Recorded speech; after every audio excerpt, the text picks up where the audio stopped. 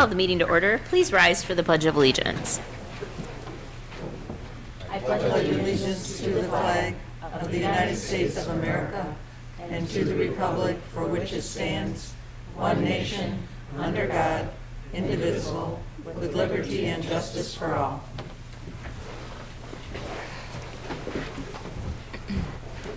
Call the roll, please. Campbell. Here. Dempsey. Here. Fournier. Here. Hammond. Here. Crop.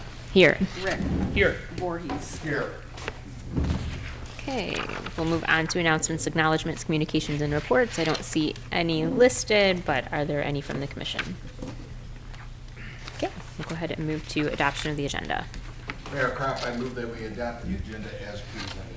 Support. All right. Any questions or comments? Call the roll, please. Campbell.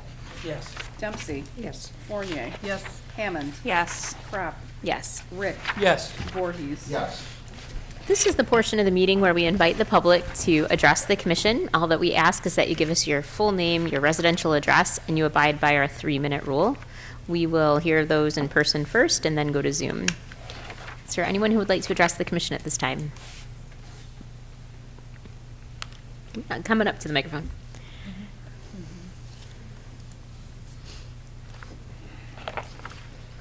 My name is Kristen Lynn, and my address is 35 Main Street, Mount Clemens, Michigan.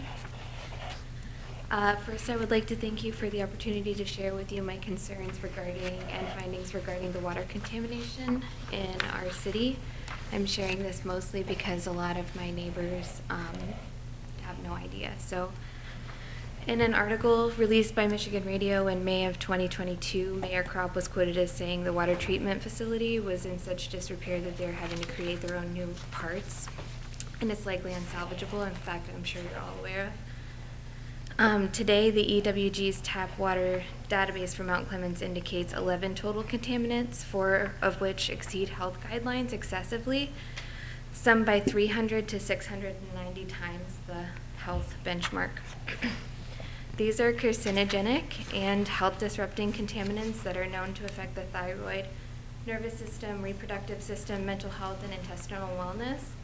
A sample independently lab tested from a faucet in my own residence after having passed through a comprehensive whole house filter, reported contaminants still present and health benchmarks exceeded by carcinogenic byproducts of the disinfection process. If health benchmarks are exceeded with such a comprehensive filter rated for health contaminants, what does the typical unfiltered tap water in our neighborhood contain? How is this affecting our community? Our elderly and our children, a lot of people on my street suffer from byproducts of these things, health, thyroid of my neighbors, one of which just recently took his own life because of just like the wealth of health problems he was experiencing. This is important to address at a community level because a home filtration system capable of removing these compounds and ions doesn't currently exist. Tests conducted and displayed by the city simply aren't comprehensive enough to eliminate these dangers. The standards must be adjusted because what is legal is not what's safe, and the Bath City has a responsibility to its residents to uphold its claim of clean and healthful water. Thank you. Thank you. Is there anyone else who would like to address the commission at this time? Anyone on Zoom? Okay.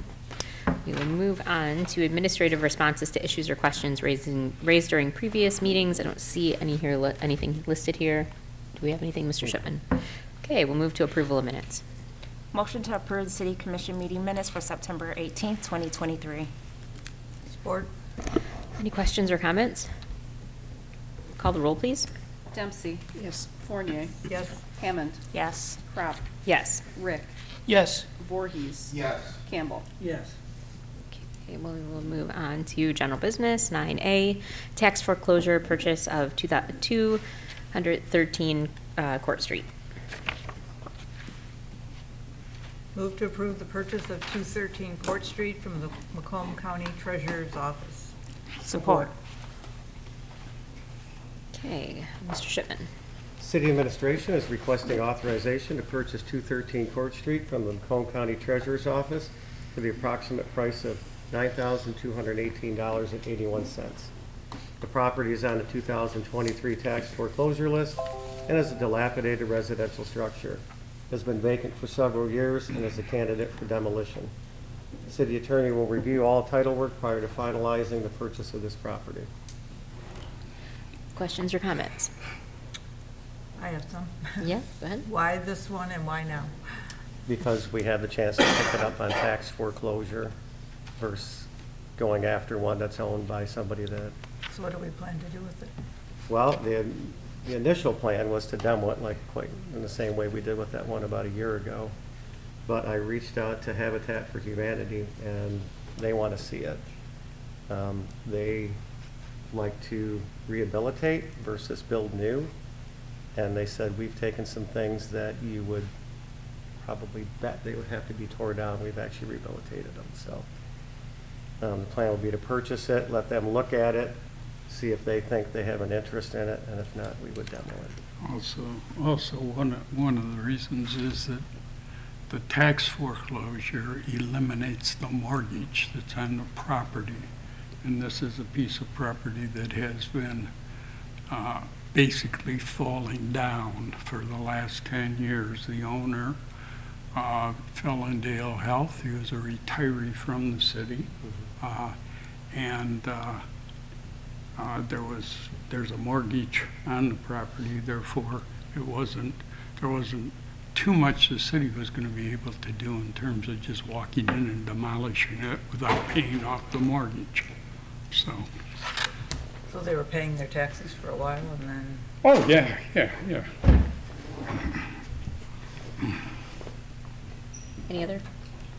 Anyone else?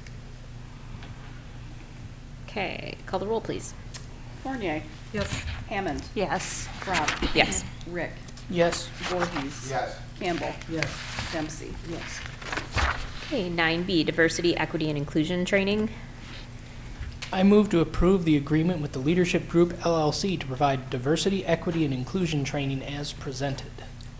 Support. Okay, Mr. Shipman. The fiscal year 2024 strategic plan called for diversity, equity, and inclusion training for all city staff, including the city commission. An RFP was posted for DEI training, and we received 4 bids. The Leadership Group LLC was the preferred bidder. TLG is a woman and minority-owned Michigan-based consulting firm. They were founded in 1997 and specialize in assisting senior management with diversity and inclusion training. TLG will customize training for Mount Clemens based on an internal survey and best practices. The training will be on-site and in-person. Separate training will be provided for the City Commission, City Administration, department leaders, and employees.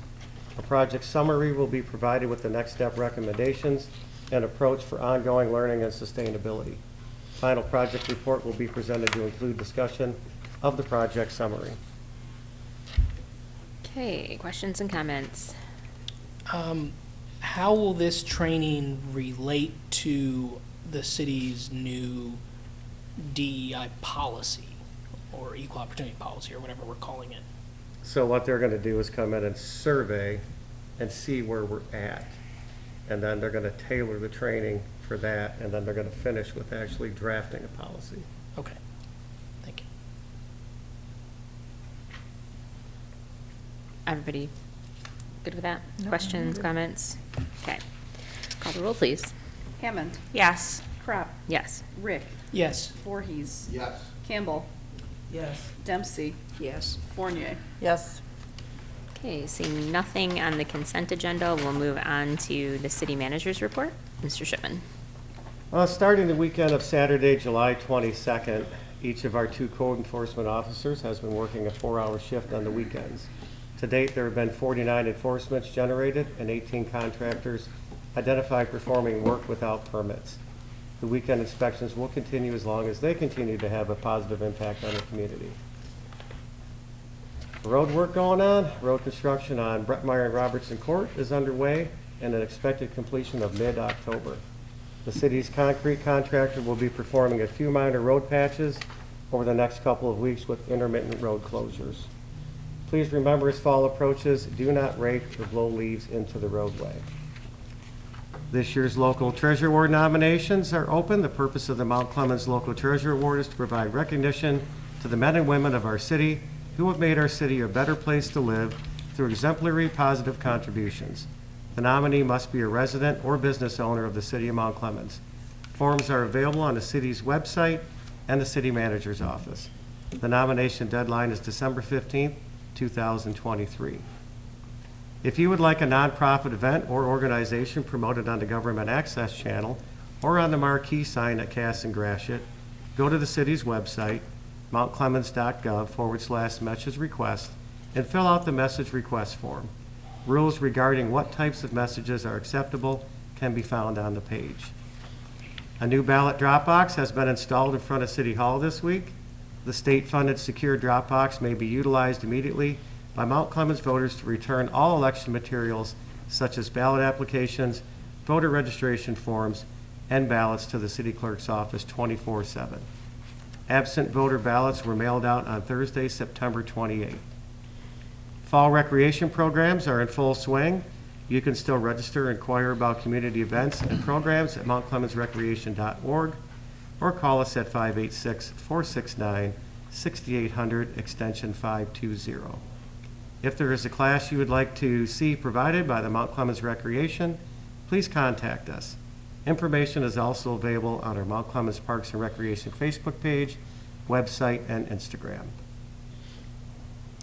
Upcoming events, mark your calendars and join us for a taste of Italy at the Italian Heritage Street Fair on Saturday, September 30th from 3 p.m. to 9 p.m. last week. Downtown Emma Place. Oh, it sure is.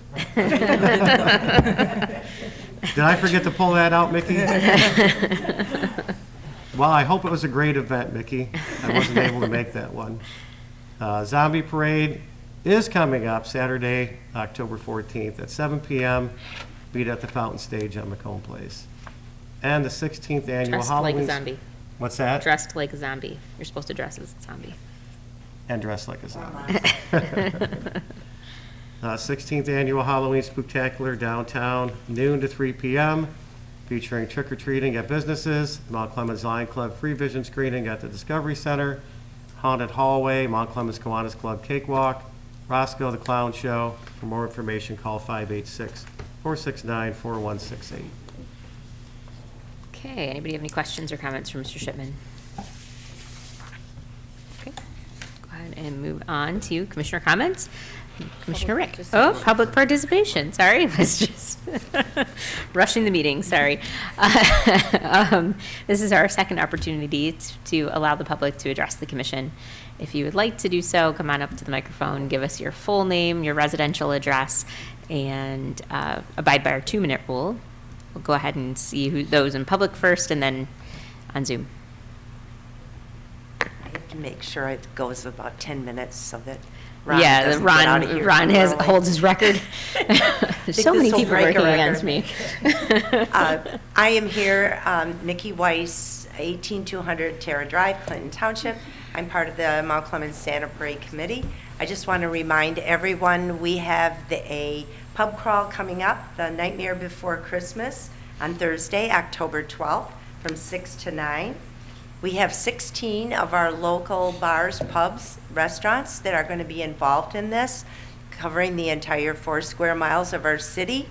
And we have a bus that will be coming around and in a loop.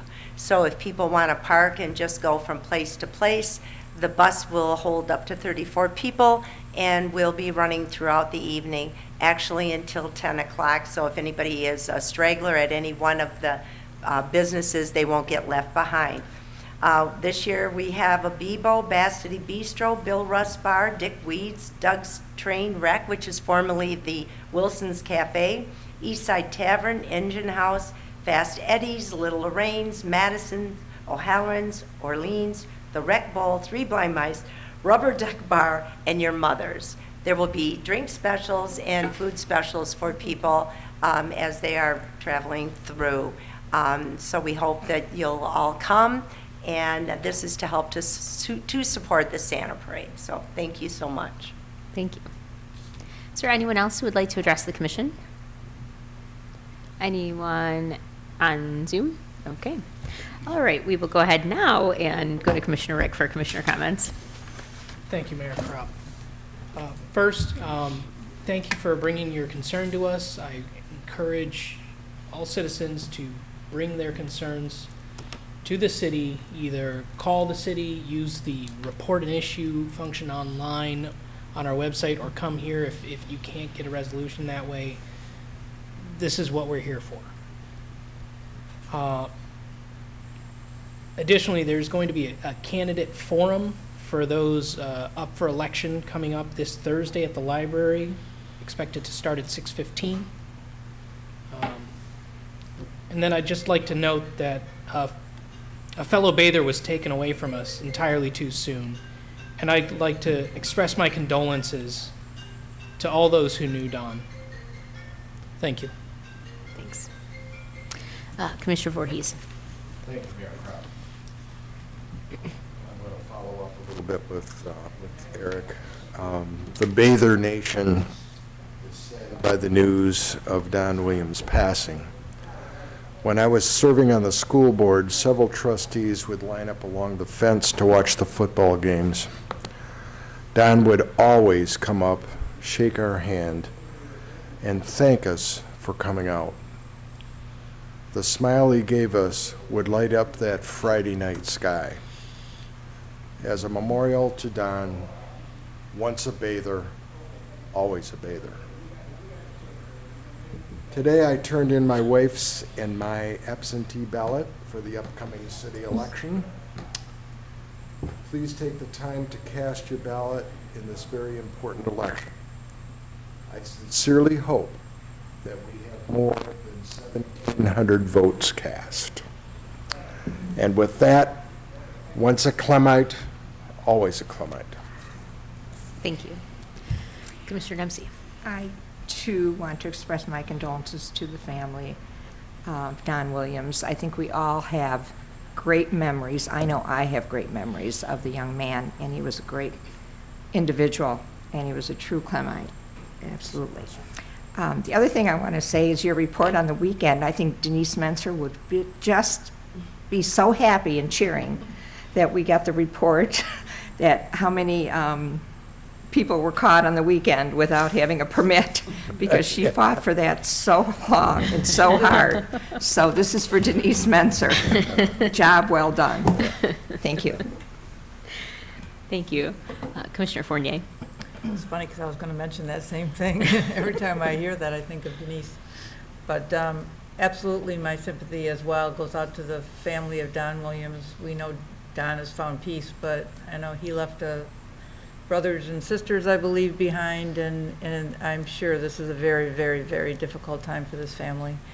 And I was very, you know, you get a warm heart when you go by the school and you see all the tributes to him as well. The students there are still remember, and their homecoming last weekend, they were, they made it a point to remember him. So very, very sad situation.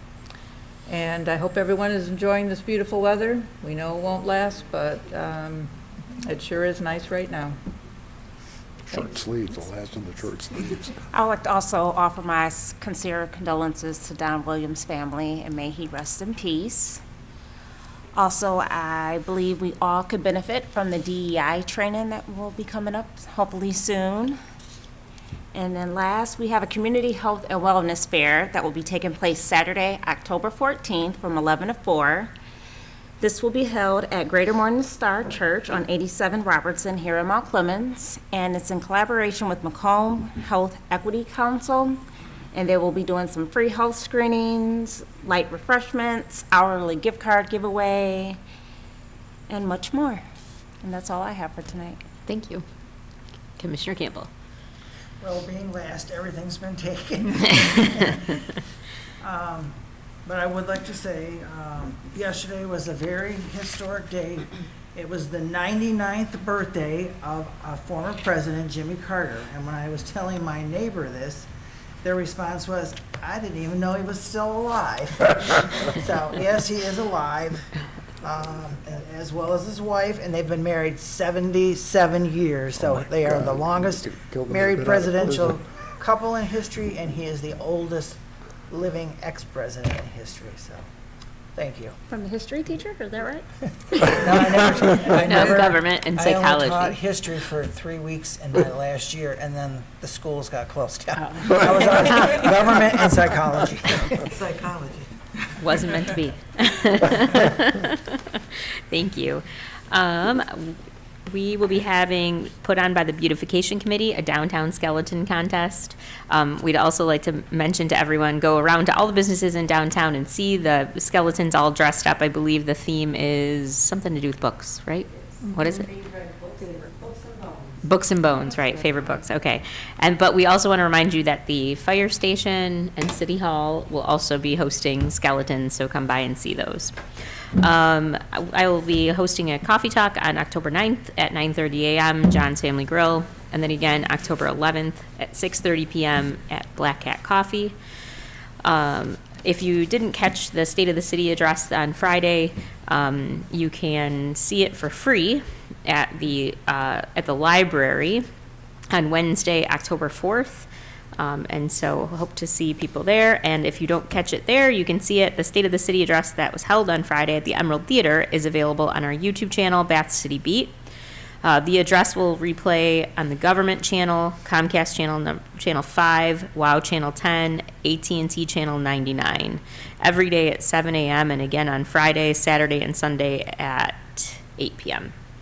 And then Commissioner Rick mentioned the candidate forum, and I believe that also will be recorded and made available on YouTube. It will replay on the government channel, Comcast 5 WOW, channel 10, AT&T channel 99, and that will go every day at 8 a.m. and again on Friday, Saturday, Sunday, 3 and 9 until the election on Tuesday, November 7th. And with that, I will entertain a motion to adjourn. Mayor Kropp, I move that we adjourn. Support. All those in favor? Aye. Any opposed? Good night, everyone. Have a great night.